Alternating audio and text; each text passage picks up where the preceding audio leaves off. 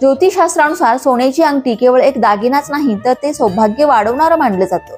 मात्र सोन्याची अंगठी योग्य बोटातच परिधान करावी, यामुळे शरीराला एक चैतन्य मिळतं.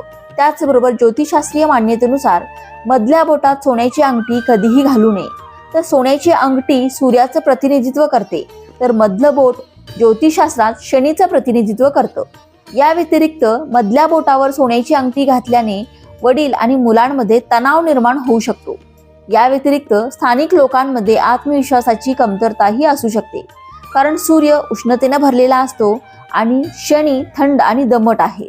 मधल्या बोटात अंगठी घातल्यानं एखाद्याचे वैवाहिक संबंध, वैवाहिक आनंदाच्या स्तरावर सूर्य आणि शनीच्या संयोगाचा विपरीत परिणाम होऊ शकतो, कारण या दोन ग्रहांची ऊर्जा संरचना एकमेकांपासून खूपच वेगळी आहे.